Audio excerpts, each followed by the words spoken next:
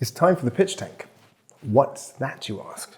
Well, it's where a collection of entrepreneurs from our 2021 finalists pitch their design to improve life businesses to our purpose-driven investor network. Exciting, huh? 7 entrepreneurs, 6 Index Award 2021 finalists, 4 pitch coaches from the Index Project Network. Let's see how they get on. Hi, everybody. I'm very excited to be here today, really inspired by all of your stories and to be hosting these incredible founders and organizations here for the Index Prize and the Index Award 2021. So my name is Suhair. I work for Google. I've been there for about 11 years, mostly working on product teams, including Google Arts and Culture, some of our emerging market product teams, and most recently working on a new platform for the fashion industry and its environmental impact. I'm also the founder of Open-Ended Design, which is a platform for activism in design, which we launched during COVID last year. So today we are here to meet, listen, and learn from our incredible cohort of entrepreneurs from the Index Award 2021 finalists. Each of them is going to pitch their design to improve life businesses to our purpose-driven investor network, who will be hosting as part of this conversation. This is going to be a dynamic session, and we're going to have the stage taken by each of these entrepreneurs who are joining from around the world. And then that's going to follow with a short Q&A with an audience member. This is really about sharing inspiration, building connections between each of you and all of us, and bringing on board investors who really want to make a difference and don't have access to the stories and the products that you guys are building in one space. So I'd like to start by welcoming the first company, Temboo. So Temboo is incredible. They're a new platform, and the goal is to solve the complexity of environmental engagement. It's a no-code platform that helps organizations view, analyze, and generate insights from environmental data and to generate their own solutions in real time. So I'm going to welcome Brianna Garcia, who's a product outreach lead at Temboo, to explain what they do and to go into more detail and share with you their vision and their work. Wonderful. Thank you for the kind introduction. Hello, everybody. I will start our presentation from Temboo. So here we go. So as you know, my name is Brianna Garcia, and I'm on the product outreach team here at Temboo, which is the only no-code platform for environmental engagement. Now, today, we're not asking for an investment in Temboo. Instead, we're asking that you help communities around the world continue to build a more resilient and sustainable future with us. With your support, we will form the Environmental Justice League, which will be a unique coalition of stakeholders such as grassroots organizers, nonprofits, governments, businesses, and citizens, all with the goal of working together to improve the environmental conditions of areas that have been suffering from neglect, pollution, and climate change for decades. Now, why do these communities need your investment? Well, as Sir David Attenborough says in this quote, we are the lucky ones. As you know, climate change is inevitable, but especially for the most vulnerable populations already experiencing the negative accumulation of pollution and climate change. And that's why it's up to us, the lucky ones, who can empower and fund equitable solutions from the bottom up to help these communities create a healthy, sustainable home for people here now and for future generations. Now, before we get into how we're doing this, let's quickly dive into what Temboo does. So Temboo enables anybody to collect, add context to, and distribute air, water, and soil data using wireless sensors.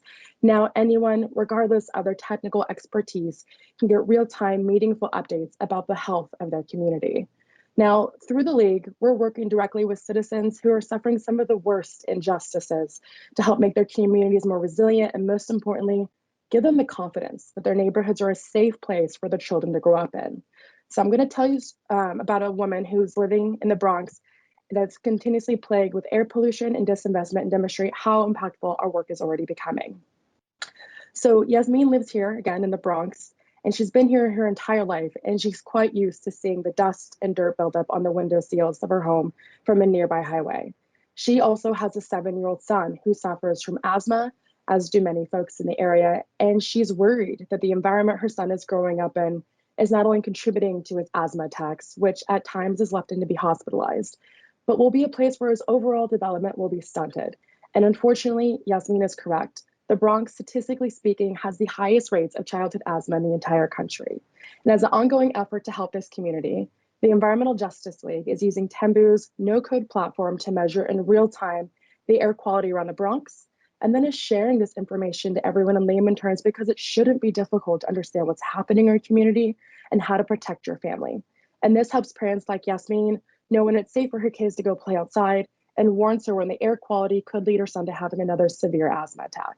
Now, here are additional ways where your funding can improve the health of a community by funding research on the health effects of pollution, citizen science efforts, educational programming, air quality mapping, and advocacy enablement, and much, much more. So today, we're here to pitch you an opportunity to maximize your impact and reach communities in major cities around the world to help build a sustainable, equitable solution that scales.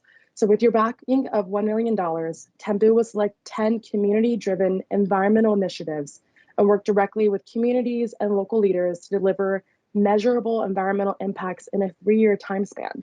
Your brand will be intimately associated with each initiative, displayed front and center when the project is communicated within the community to industry and academic partners, government agencies, and global news publications. You'll also receive periodic progress reports in the form of beautifully designed and easily digestible impact scorecards that support your sustainability goals. So we hope you can use your funds to truly improve the lives of those most impacted by environmental injustices. And I want to end with this quote from Margaret Mead. She says, "Never doubt that a small group of thoughtful, committed citizens can change the world, because indeed, it's the only thing that ever has." And today, that's exactly why we're asking for your support to help us continue to change the world for better. Thank you. So thank you, Navid. That was great. And I will let you ask Brianna any questions based on her presentation. Okay. I love the pitch, and I love the name, the Justice League, but also the way you work with both the quantitative and the qualitative approach, because I don't think one can stand alone. Can you put a bit word on how you get the data, both for the quantitative side with the no-code platform and the integrations, but also on the qualitative side of how you source data? Absolutely. Great question.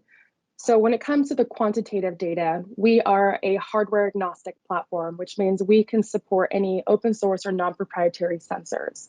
So we can use industrial grade water sensors that are in wastewater treatment facilities, and also air quality sensors and soil sensors used by McDonald's and Tesla. And what this does is it allows us to have the maximum flexibility in monitoring several things in an environment, and then translating that into an impactful story for all stakeholders, be it community members, nonprofits, their respective networks, and cities. And so the data is as good as the sensors, and the sensors, they've come a long way, and that enables us to get really robust data. And that's the quantitative side.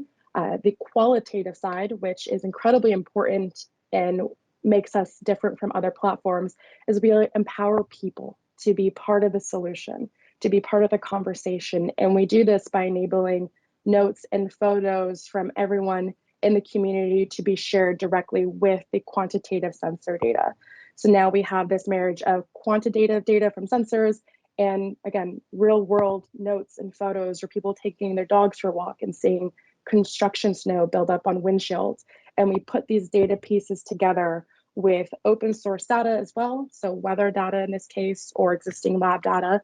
And we stitched all of these pieces of data together so we actually understand what's happening here. And again, we translate that into a story, and it helps cities, for example, understand not only that there's a source of pollution, but where it's actually coming from. And that is something that they can use and actually resolve the issue at hand. Okay. And then another question, if we have time, Suhair. You're not pitching for equity capital, so that means, I assume, you're pretty set on runway and operating model.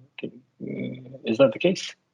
You're absolutely correct. We're not here looking for equity. We're here to look for an investment to help 10 community environmental initiatives get off the ground and start to generate environmental impactful data per each community's needs.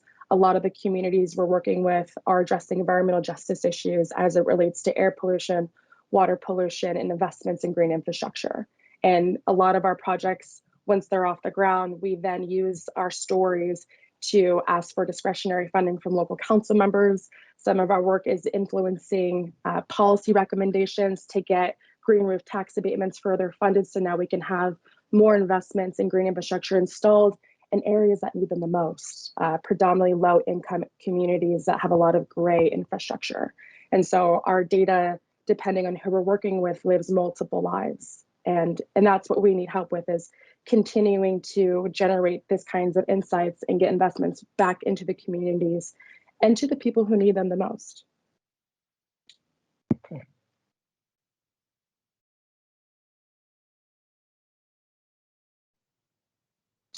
Okay, next up we have SaltyCo presenting. SaltyCo is a company that harnesses material science to create planet-positive textiles from regeneratively grown plants. To talk about his company and the product, we have Julian Ellis-Brown, who's the co-founder and CEO of SaltyCo, and it's going to be followed with a Q&A with Silas Kondrup. Hi, my name is Julian. I'm joined by my co-founders Antonio and Nelly, and I am co-founder and CEO at SaltyCo. Huge carbon emissions, massive overuse of natural resources, and enough landfill waste to fill a garbage truck every single minute. We know the textiles industry is damaging the planet. And it turns out 66 to 80% of an apparel brand's total environmental footprint comes from its textile choices. SaltyCo makes planet-positive textiles by innovating ways to manufacture materials whilst actively healing the planet. Our first product, BioPuff, is a plant-based fiber fill for use as an alternative to goose down or synthetic fillers. Not only does our unique processing technology ensure BioPuff is lightweight, incredibly warm, and of course, incredibly puffy, but filling your jacket with BioPuff could also save up to 30 geese, or reduce the plastic content by up to 70%, all the while being both carbon negative and biodegradable. To make BioPuff, we work with farmers and conservation groups such as the Wildlife Trust to grow plants that heal areas of damaged land. Through this, we get a source of raw material for textile production, while simultaneously improving biodiversity, capturing carbon, and saving resources. We currently do this in 3 ways: recovering peatlands through the use of pluviculture, using alternative water sources for plant growth, and managing conservation sites to remove aggressive macro species. We make sure that the type of agriculture we use is designed for the local environment. BioPuff is initially targeting the clothing insulation market, with potential to reach further applications such as homeware. The innovative, sustainable textile market has grown 130% in the past 7 years and seen nearly £1 billion worth of investment into these rapidly growing startups. Across this competitive landscape, BioPuff is the only product that can fulfill every single one of these sustainable criteria, whilst remaining high performance and cost competitive. Many world-leading brands have recognized this and reached out to us wanting to test and use BioPuff. We've also gathered significant press coverage and raised nearly £400,000 of equity-free money through awards, grants, and prizes. This traction is leading to our first showcase collection launch in a month's time, co-branded and promoted by Yoox Net-a-Porter and Vogue Italia. Today, for our seed round, we're looking to raise £300,000. This will enable us to expand our materials development, carry out a full life cycle analysis on our processes, and grow our team to manage the expansion of our raw material supply. SaltyCo's significant experience in design, management, engineering, and material science has been showcased through what we have achieved in just 18 months. We also have an incredibly experienced panel of advisors, including the founder of Patagonia's plant-based neoprene supplier, Ulex. So please join us in creating a whole new category of textiles that are truly planet positive. Thank you very much.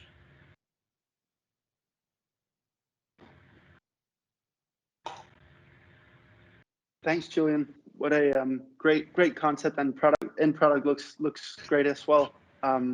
Just one question on the supply chain. So you divide that into, you have the R&D of the BioPuff, you have the farming. and then you have the fiber production. In what part of that supply chain is your main focus and investments made? So where's the SaltyCo secret sauce in there? So the SaltyCo secret sauce is from when we harvest our plant material and have our raw material feedstock all the way through to the point where it leaves our factory and goes off to one of our customers. And the reason it's there is that we've developed our proprietary technology that's able to process specific plants that are able to thrive in the environments that we grow our plants in. But that's not to say that we don't have any control or influence on the regenerative agricultural side as well. Because as we're growing this section of our business, we're spending a lot of time learning and developing technologies with some of our partners. And so some of our intellectual property is actually growing in there as well. Okay, great. And so, and building upon that is, I know there's already a capsule collection coming out. Does it only require minor tweaks to current machinery to produce clothing with these fibers? Yeah, so we're able to work with existing machinery to work with our fibers and to produce conventional clothing that obviously has our huge environmental accolades as well. And that's been a real sales point for a lot of the clients who have reached out to us, because supply chain compatibility is one of the most important things for our clients, not having to completely change what supply they use or any of the machinery around their existing supply chain.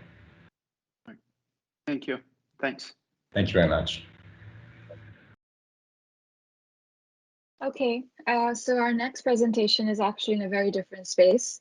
Antia Wigman is going to talk about her company, Margo. Margo is a complete redesign of the sexual assault or rape kit, as it's more commonly known, which is used in hospitals to collect critical evidence after a sexual assault. She's going to talk about the issues in the space and what she's developed, which is going to help to transform this space. So really powerful product, and excited to hear. Over to you, Antia. And will be followed up with a Q&A with Lone Gammelgaard Schwarz, who's in Denmark. All right. So gender violence is a global epidemic and a public health crisis. And in the US, someone is sexually assaulted every 73 seconds, but only about 30% of those victims choose to report their crime.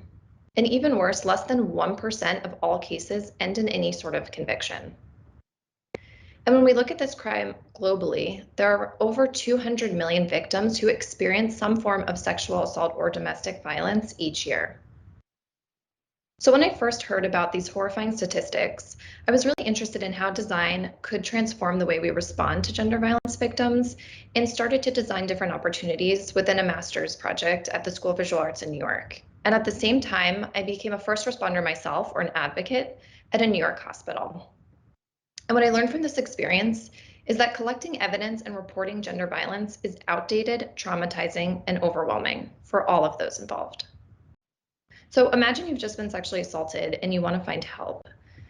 And you start to look at different websites that have really dense and confusing information, and there's no clear answer as to what hospital you should go to or what exactly you should do. But let's say you do find a hospital that does have trained staff and kits, which is often very hard to find. You have to start out with a traumatizing process of telling your story over and over to multiple people. And then if you do choose to get your evidence collected with a sexual assault evidence kit or rape kit, which collects evidence from your body, you watch as the healthcare provider collects from a kit that looks like this.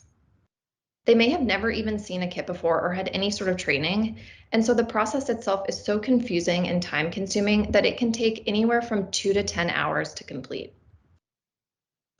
And then after the kit is collected, it's passed off to police for then logging and any sort of case management, but there's rarely any sort of transparency for the victim in terms of whether their kit has been tested. And this process is so inefficient and disjointed that in the US, it costs over $450 billion in just 1 year. So Margo is transforming the reporting process for gender violence crimes by improving evidence collection through a redesigned rape kit and integrated digital platform. The platform makes it easier for victims to find help and understand what to expect. They can see the closest hospital to them, and then if they choose to, they can start to document their case so they don't have to repeat it. Once they open the kit, the redesigned instructions and evidence collecting tools make it easier for the provider to collect evidence more efficiently and in less time. And at the same time, victims can scan each step, follow along in real time, and take control over the exam itself. And then at the end, all of these collaborators, healthcare providers, police officers, and victims are all able to track and manage the case in one unified system. Margo sells the platform and these kits to cities, states, countries, and various organizations like the UN. And in the US, we could see 10 million in annual revenue just with 40% of the market. Our competitors have kits that are extremely hard to use, don't use any sort of tracking or human-centered design, and some of them even put victims at risk at seeking the justice that they're searching for. Our team consists of various people with vast experience in design, social work, government procurement, quality assurance, and we're building an advisory team with healthcare entrepreneurs and experts in forensic nursing and law. And partnerships are extremely important to us, so we've partnered with organizations like the International Association for Forensic Nurses to co-develop the first ever standardized kit that can be used globally. We've won various awards such as Fast Company's 2020 World Changing Ideas Award, and are currently looking to raise $500,000 to put the kits and platform into production. But during the 4 minutes I've just presented to you, 3 women have been sexually assaulted. So let's change the way that evidence is collected and reported for gender violence crimes so that victims can finally seek the justice they deserve.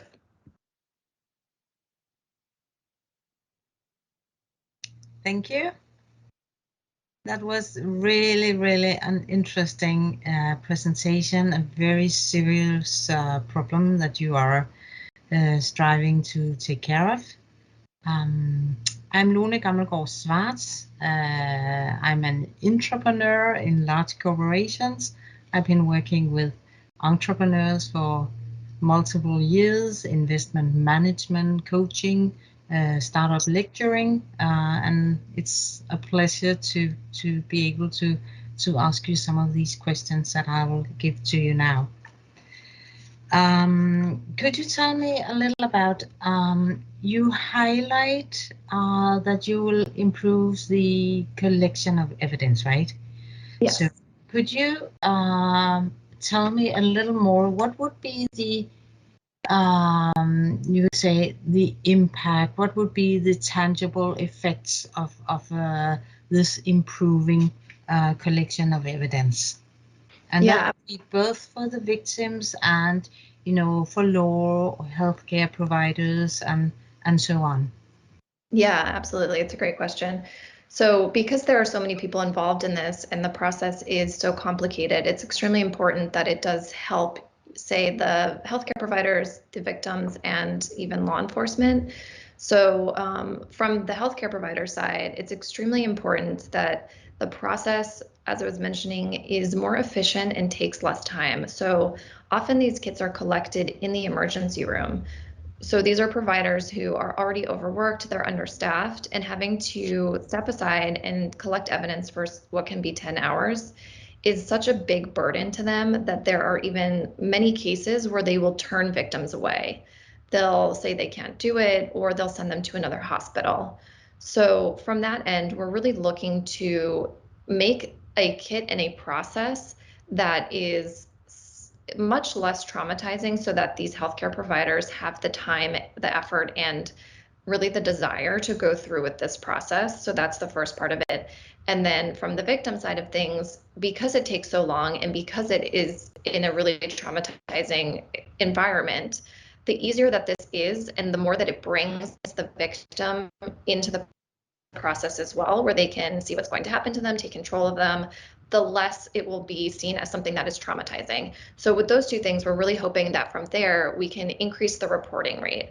And so that's, if you know, right now, since there's less than 30% of people who choose to report, it's for many reasons, but some of the reasons are that it is a really horrifying process. Okay, thanks a lot. Just by impression alone to really make it easier. Yeah. And now you had a really good explanation of the work situation of the healthcare professionals.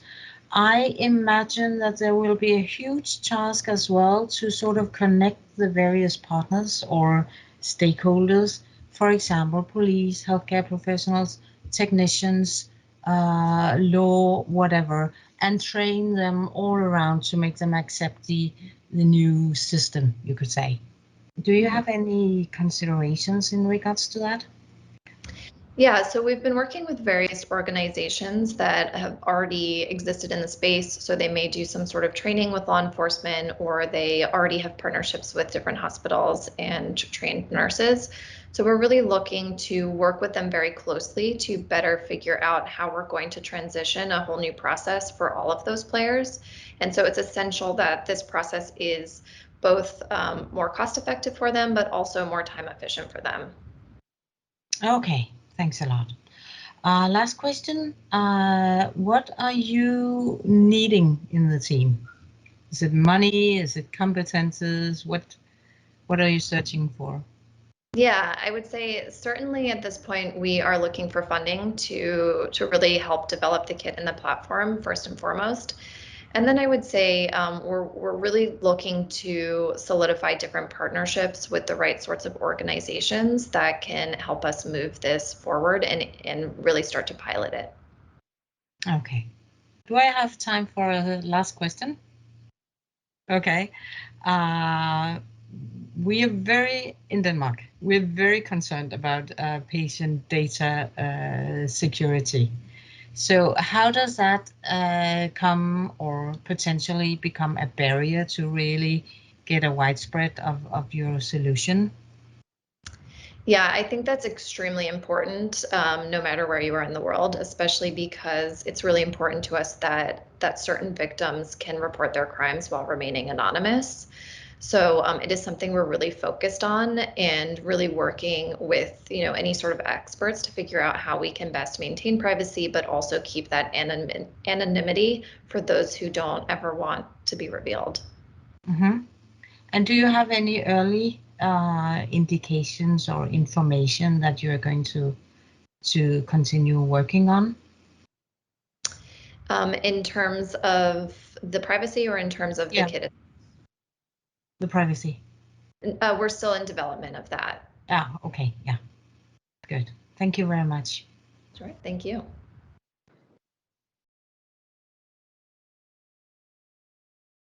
Impact entrepreneurs are passionate, authentic, resilient, adaptive. I'm Maya Koringal, co-managing partner of the RISE Funds.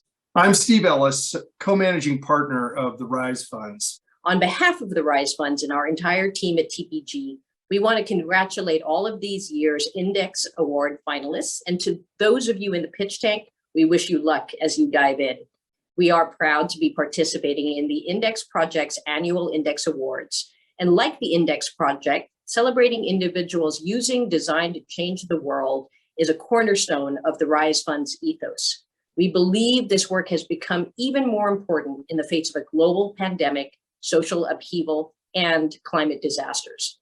Looking at the leadership of our portfolio companies over the last 2 years, they have navigated through extreme turbulence with a firm grip on operations and an unrelenting commitment to impact. That has allowed them to not only withstand the setbacks caused by crises, but in most cases, actually propel their performance through them. And their authentic commitment to delivering social and environmental good served as a true north, giving them incredible clarity through an uncertain period. We actually launched the first RISE Fund in 2016 to bring capital at scale to impact entrepreneurs who were building companies that are addressing the UN Sustainable Development Goals.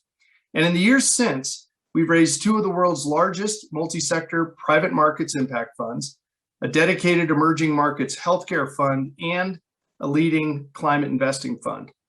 Today, we have over $11 billion of assets under management across the TPG RISE Impact platform. We're growth equity investors which means we're all about not just investing in companies, but building great ones. We wanted to find a way to scale impact businesses that had a proof of concept, but needed capital, needed resources and capabilities to take their businesses to new heights.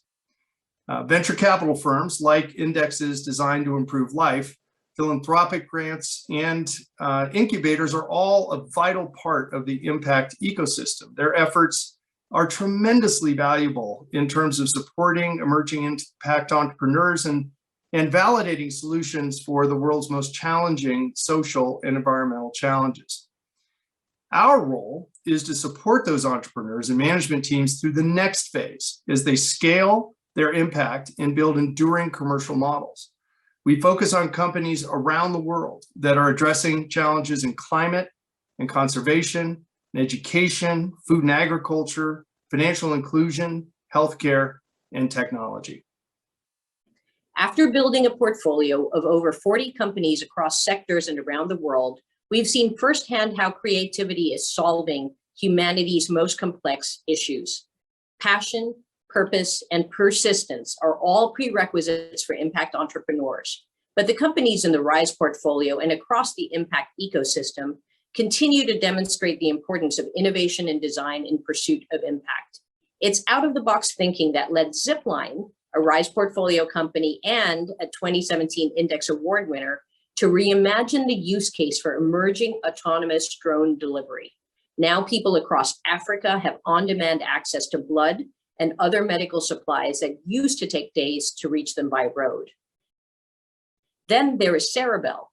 Despite the advancements in medical device technology, conventional EEG equipment, which examines brain activity, is heavy, complex, and difficult to disinfect. Cerebell set out to change that by manufacturing a portable EEG machine that actually loops around the head of the user, and it syncs data to the cloud, making it safer, easier, and faster for neurologists to diagnose seizures, and can be put on patients by a nurse.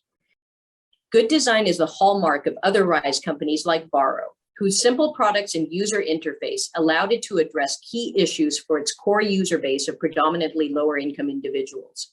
Because of Varro's unique features and design, the company has meaningfully improved the financial health of millions of customers while bringing joy as they use their digital app. Design is colliding with science to also improve our planet. We've partnered with 2 plant-based food companies, Green Monday and Live Kindly, both of which are re-engineering our food production and supply chains to make protein consumption better for the environment.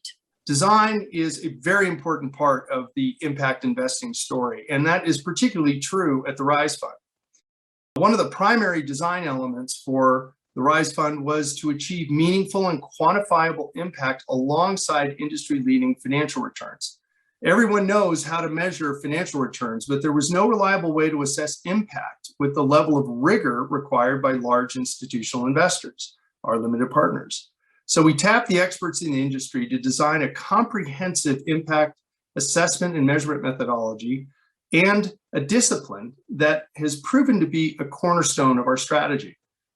Before we commit $1 of capital, we apply a rigorous evidence-based assessment to forecast all the positive and negative impact pathways for a business so we can measure what we call the impact multiple of money and impact yield, right alongside our financial metrics like your financial multiple of money and your internal rate of return.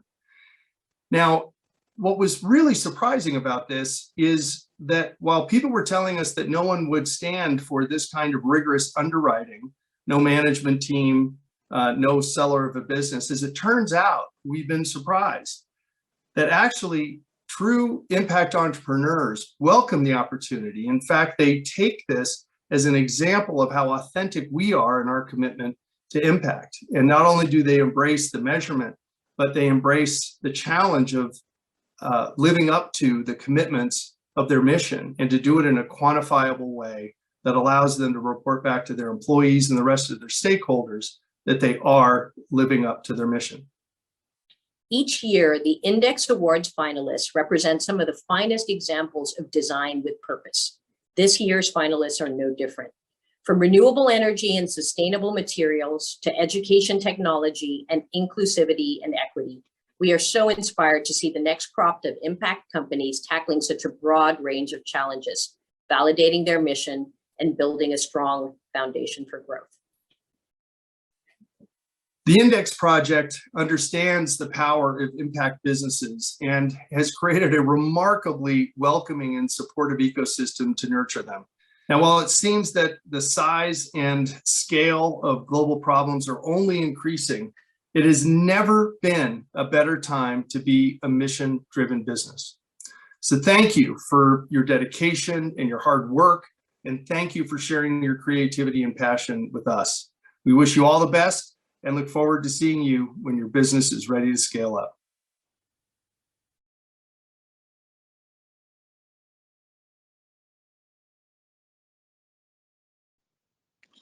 Okay, so next up we have an old-fashioned, wild and incredible project being presented, but also extremely futuristic. So super excited to introduce PROTEUS Ocean Group, the Ocean Learning Center, which is going to be conceived as an international space station of the ocean.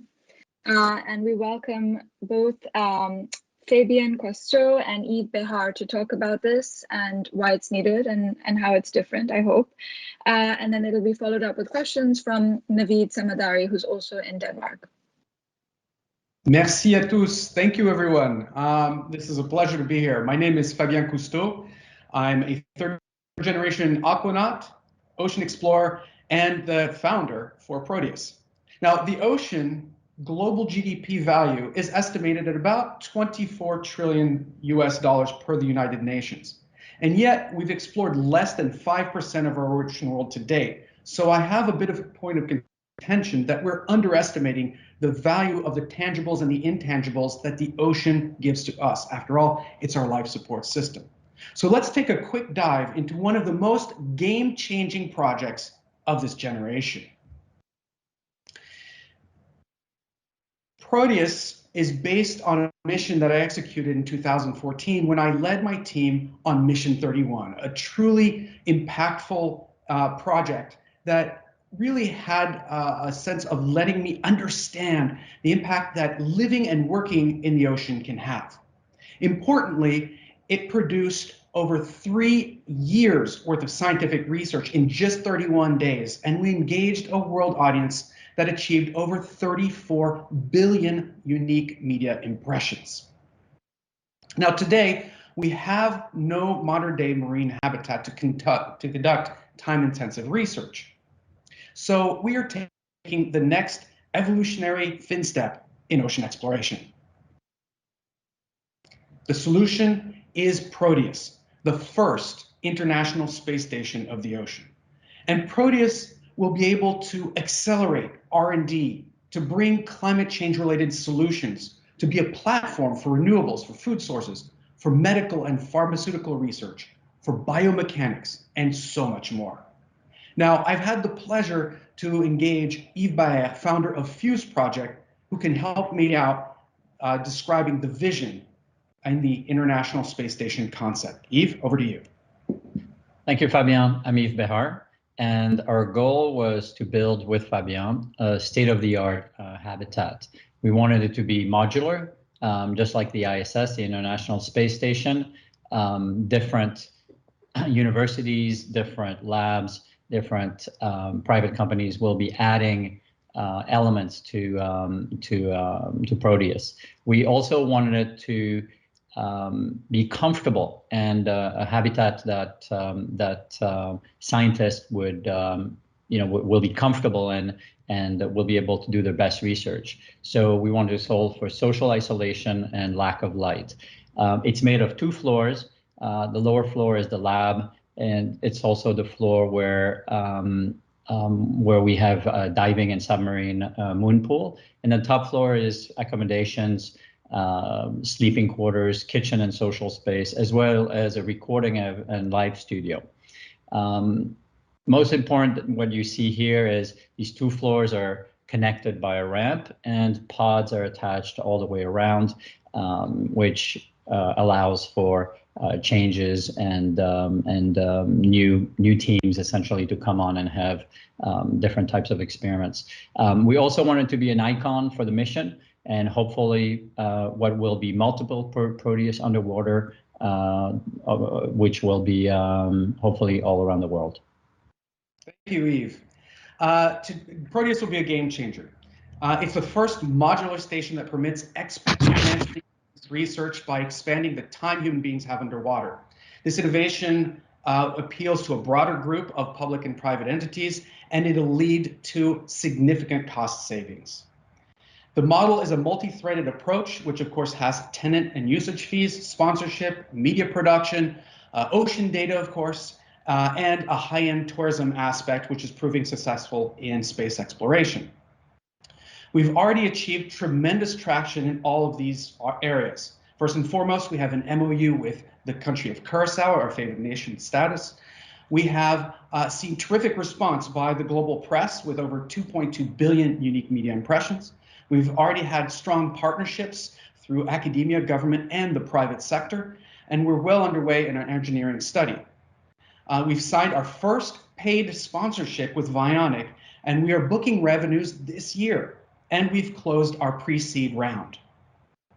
Now, as much as we know that discoveries are invaluable in ocean exploration, we also understand the importance of storytelling is to building awareness. And we're excited to say that we've signed an MOU, an agreement to co-produce an ocean-themed adventure series with Off the Fence, the Oscar award-winning producers of My Octopus Teacher.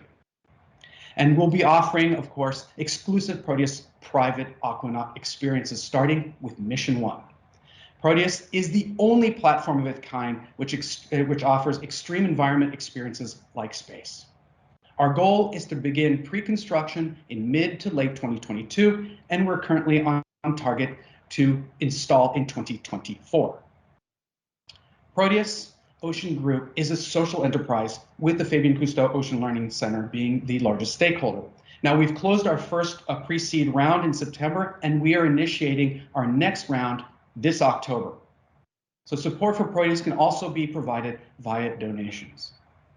There is no planet B, and we need to invest in our ocean now in order to ensure a healthy planet to give back to our future generations. Thank you very much, and for any inquiries, of course, you can reach out to our CEO at Proteus Ocean Group, Lisa Maricino, whose address is right here. I love everything about this. Love it, and also with the ocean being so overlooked, I don't even know where I should start. So I'll start with some low practical questions, and then if I go over time, Suhair will just pinch me. At what depth would Proteus be? To maximize opportunity for most researchers and adventurers, we're located at a moon pool or a air-water interface of 3 atmospheres, which allows for us to run the entire habitat on air, which is an inexpensive medium. If we go any deeper, oxygen tends to be toxic at multiple atmospheres for long-term exposure, and therefore we have to start playing with heliox or other trimixes, which requires more training, and we'd like to avoid all that for cost reasons and of course for safety reasons. Mm-hmm. Okay, and then you mentioned it's powered by renewable sources. Yeah, so in the jurisdiction of Curacao, we've been blessed to be able to be located or to have a location in the marine protected area, which has a nice slope. It's powered, the station itself will be powered by a renewable called OTEC, Ocean Thermal Energy Conversion, because of the proximity of deep water nearby. That gives us 2 things. It gives us a baseline renewable, not a peak renewable, and it also has a byproduct, which is a beneficial one, of creating fresh water, which is absolutely necessary for us functioning inside. Okay. Just a curious question. The product visualizations are very clean, whereas Aquarius has a lot of weed and algae on it and whatnot. How would it look in real life? So biophiling is always a problem. It's a multi-billion-dollar industry. Certainly one of the aspects of the research that can be done down there and that will be done down there by third parties. is combating biofouling, whether it's creating a barrier, a textured barrier, or creating a layer such as a paint or what have you that is non-toxic to the environment, which is a huge problem. Now, for us, we don't mind that PROTEUS will be covered in natural environment because we'd like to blend in with the environment itself, and it doesn't do anything negative to our structure as long as we keep the vital infrastructures clean. But that said, it will be a source of growth eventually, and it will tend to blend in with the environment down the road, and we're familiar with that. We're okay with that. That's not a problem for us. It's more a problem for shipping industries as well as the navies. Okay. Okay, guys, we're at time. Darn it. Okay. If you'd like to ask some more questions down the road, we're happy to answer. Will do. Just reach out to us. Okay, so next up we have PseudoFreeze. We're going to have a presentation from Isabel Pulido Espinoza, who's the co-founder and CEO based in Colombia. She's going to talk about this new technology, which is a portable electricity-free fridge, which enables better vaccine transportation and storage, but it's designed for low resource settings amongst other use cases.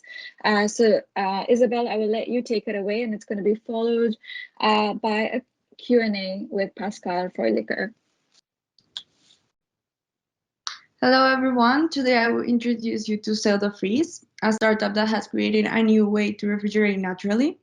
And first, I would like to talk to you about the problem that became PseudoFreeze's opportunity to innovate. So, did you know that refrigeration is the second most polluting industry in the world? Well, it is responsible for 17% of the world's energy demand and for 8% of the total greenhouse gas emissions. Within this big problem, preserving medicines and food is critical during transportation. The broken cold chain annually costs around $33 billion in the pharma industry and over $161 billion in the food industry. One of the causes of losing these large amounts of medicines and food is using inexpensive solutions such as the styrofoam boxes that have an unstable cold chain and are disposable after few uses. So its waste pollutes the environment because the material never breaks down. So the solution is really inexpensive. My name is Isabel Pulido, CEO and co-founder of PseudoFreeze. I'm from Bogota, Colombia, a third world country in Latin America, and with two other girls, one day we decided to create PseudoFreeze. Today, we are a multidisciplinary founders team, all formed by women, and have a well-experienced mentor team, PhD in all technical areas, and we have a capital partners who are making possible the industrialization of our products. And what we do is to challenge all the problems that I just mentioned before by creating a great and sustainable cold chain alternative with design and bio-nanotechnology. So our invention is composed by a freezing bio-nanotechnology in the cold chain equipment. And today I will start by explaining you our technology. By bioengineering ice nucleating proteins into nanoparticles, we have created a freezing compound capable of freeze at positive temperatures to be reusable to create ice, to create twice times longer cooling cycles than regular frozen water, and at the same time to be sustainable for the environment. And this invention today is under patent process. The advantages of our bio-nanotechnology have the potential to operate in the whole refrigeration market. But we will start by operating in the cold chain market, valued in Colombia in $1 billion. And as a next step, we will grow to the global cold chain market and refrigeration, valued in $125 billion. So today, to operate in the cold chain market, PseudoFreeze sells its technology in ice packs, which are 99% water, and 1% bio-nanotechnology, which make us unique in the market. Also, these ice packs have the double specific heat than frozen water, which means that we use half of the energy to cool. And we are the only ones that have a durability as long as 48 hours. For us, we are the only ones that freeze at positive temperatures. Our second product is a foldable fridge. This fridge uses the ice packs to maintain the cold temperatures. These fridges are specialized in reducing its cost, the freight cost, by 40% by reducing its height 50% when the equipment is empty. Are 100% recyclable, and have a shelf life of 5 years. And then after the 5 years, we manage circular economy to recover its waste. This means 0 plastic waste during 5 years and 0 carbon dioxide emissions for plastic disposals.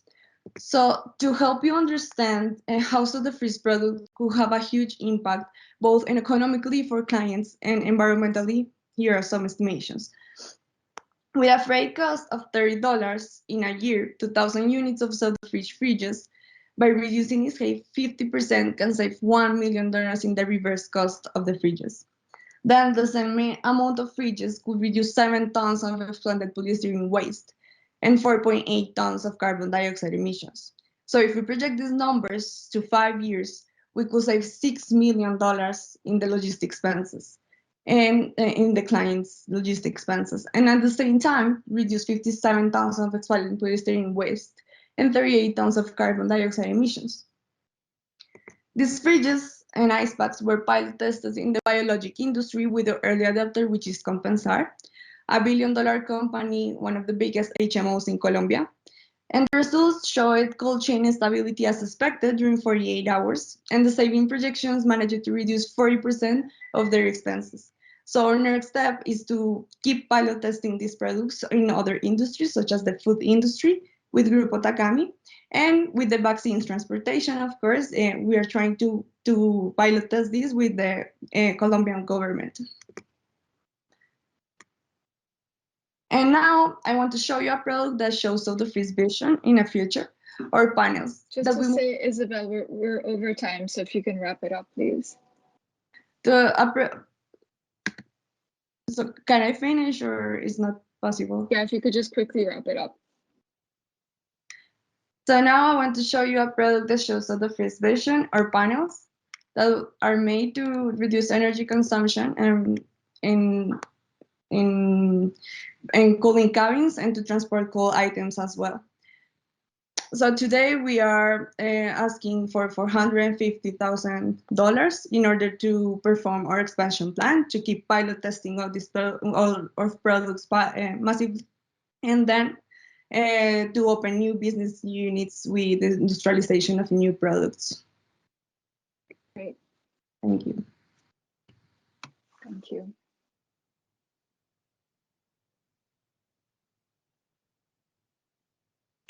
Great. Thank you so much, Isabel, for your excellent presentation. My name is Pascal Fröhlicher. I'm a former healthcare entrepreneur that worked in South Africa. I now run a family office in Liechtenstein, a small country in the middle of Europe.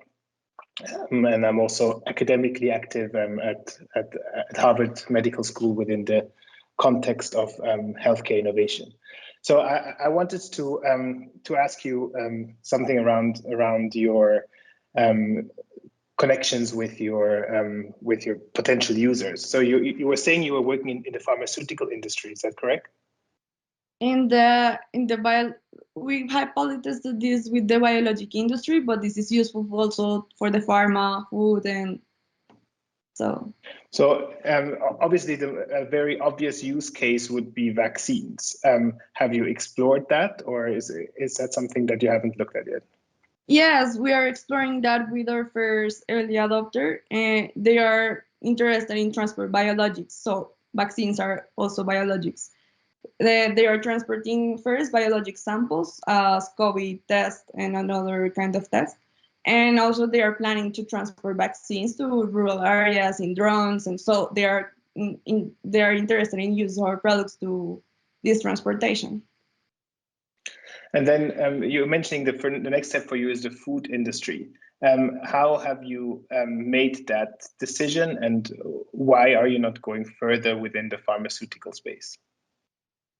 In the food, because the client that we have found first is in the food industry, but this is not because we decided to, it is like that. No, it's because the opportunity came first in the food industry.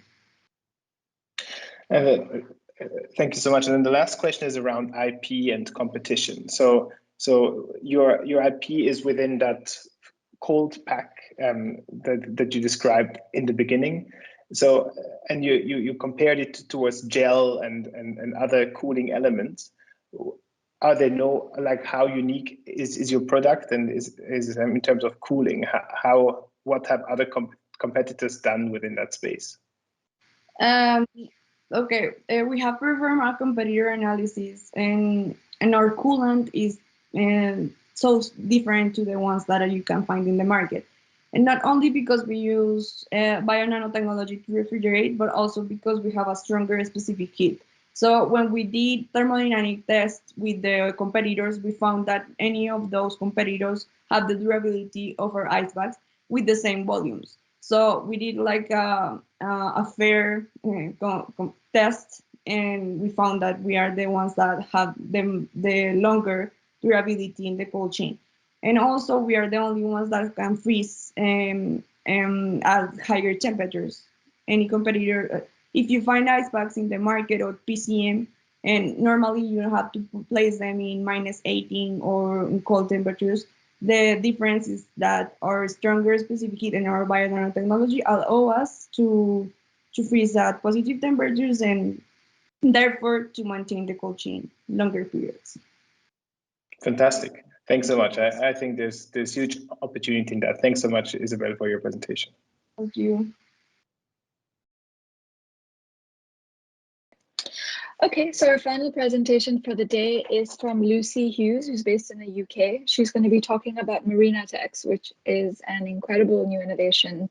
It is a new material made from fish waste and red algae, and it's designed as a planet-conscious alternative to an environmentally damaging single-use plastic film for the packaging industry. So Lucy's going to talk about this fabric that she designed, this material that's going to basically change the way we package everything, hopefully, around the world. And I'm going to hand it over to her. And the Q&A is going to be with Silas Kondrup, who has spoken earlier. So take it away, Lucy. Okay. So hi, I'm Lucy, and I'm here to pop a plastic bubble. So when it comes to plastic, this was the promise and the fantasy we were sold. Happy people with clean bottles off to be infinitely recycled. Unfortunately, this is the reality. Only 9% of our plastic is actually recycled, and of that can only be recycled maybe 1 to 2 times before it's ultimately ending up in landfill. This just means that we are delaying the problem. Plastic is so ubiquitous that it's in the water we drink, the food we eat, and the air that we breathe. The WWF commissioned some research that found that we actually consume 5 grams a week of plastic, which equates to 1 credit card a week. And this is leading to some serious health impacts on humans. 49% of the population is predicted to be infertile by 2050. But bioplastics are the solution, right? However, 3 out of 4 bottles of bioplastics, PLA bioplastics, have also been shown to have these dangerous chemicals. Additionally, they're contaminating existing compost facilities, not living up to users' expectations of biodegradability, there we go, and also crucially contend with food and land crops for precious water and fertile land. So how can we solve this? If we look at the waste hierarchy, the best thing we can do is to prevent this. So let's take this cucumber. Can we reduce this plastic wrap and prevent that plastic? Fortunately or unfortunately, it actually reduces food waste. So that is a really good piece of plastic. And if we look at this bag here, you might think, can we swap that out with paper or card? But actually using a lightweight plastic reduces CO2 in transportation. So the issue is really complex. But the question I ask you is, does it need to be plastic? And I say, no, it needs to be circular. A good solution is something that takes into consideration the raw materials, the production, the transport, the retail and use phase, but also the waste phase. So what if I told you that there was a new material that uses no land or fresh water, but uses a waste stream? Processes are under 100 degrees with no toxic chemicals. It's lightweight for transportation, stronger than LDPE in the use phase, and can biodegrade in 6 weeks without leaching any harmful toxins or chemicals. That solution is MarinaTex. MarinaTex is a new material made from fish waste and red algae, designed as a planet-conscious alternative to single-use plastic films for the packaging industry. So fish waste and red algae. Why fish waste? Well, only 48% of the fish is actually consumed, which means that over half of it is wasted. And this equates to 40 million tonnes globally every year of fish waste. Additionally, red algae is a bit of a superhero. It's responsible for over half of the planet's CO2 absorption, and it can grow really rapidly. So MarinaTex is more than a material. We are a small team with a dedicated set of mentors that are on a mission to create impact. We've had a really good response from the industry and also from press, amassing over 9.1 million views on just one World Economic Forum video on TikTok. And this has been confirmed by Dyson, who says that MarinaTex elegantly solves two problems: the ubiquity of single-use plastic and fish waste. So where are we and where are we going? MarinaTex comes from really humble beginnings. It was my undergraduate project at university, and since then we've developed a prototype and been able to gain pre-seed funding for 3 additional R&D projects. So we're currently TRL 3 and in the labs, and we've just submitted on Wednesday, so fingers crossed, for a bid for a grant application of 200k, which will help us get from development to pilot. And quite critically here, we've stayed away from non-dilutive funding dilutive funding at this stage, just because we want to de-risk the project as much as possible, so that when we're pitching to investors, we have more idea of our finances, so we can really get a better idea of how much we will then need to grow and scale. So, how can you help us? Do you know any philanthropic funding sources? Could you join the journey of our future Series A rounds in the coming years? Or could you even be on our advisory board to help us achieve impact as quick as possible? Thank you.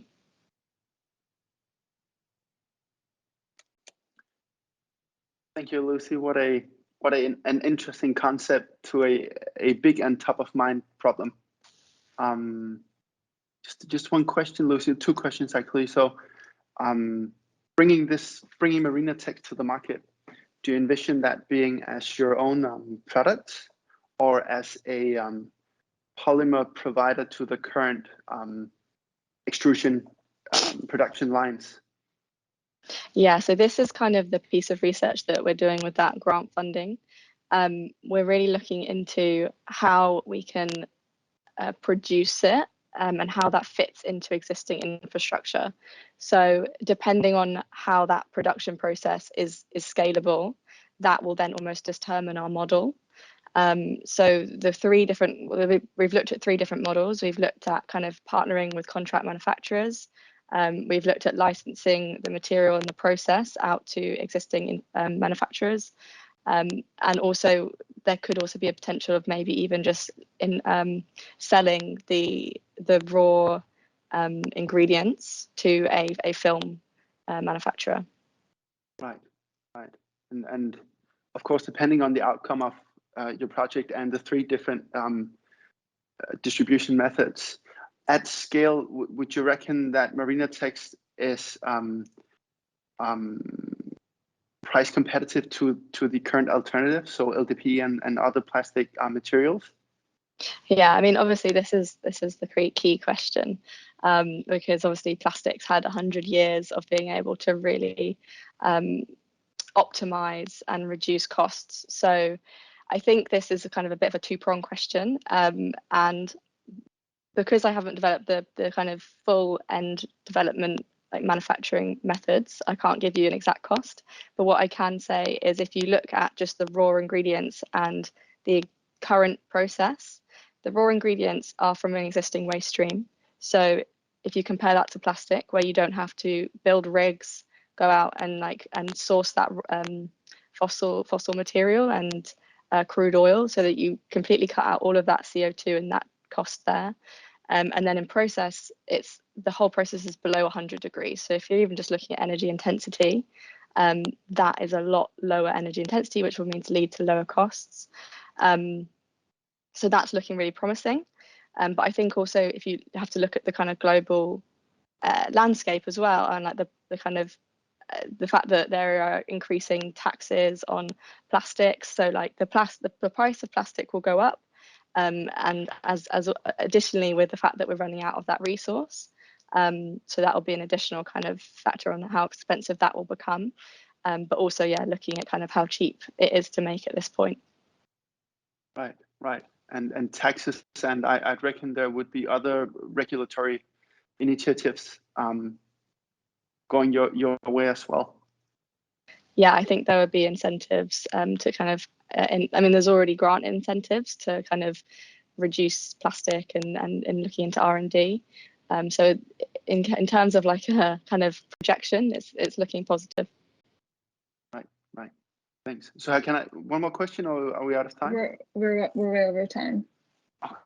Okay. Thank you, Lucy. Thank you, guys.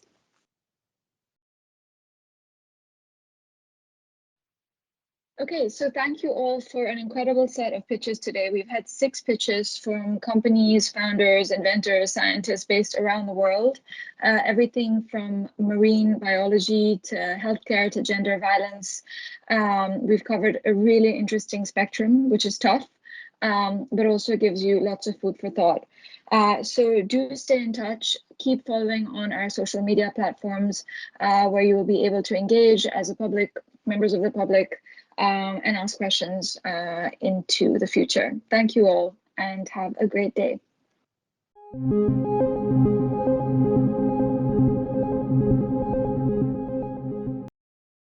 I think they're all rather brilliant. So we're out of the pitch tank and looking towards tomorrow, where we'll be hosting our final event before the Index Award 2021 finale. It's all about a question that's difficult to answer, but fun to discuss. What is design? See you then.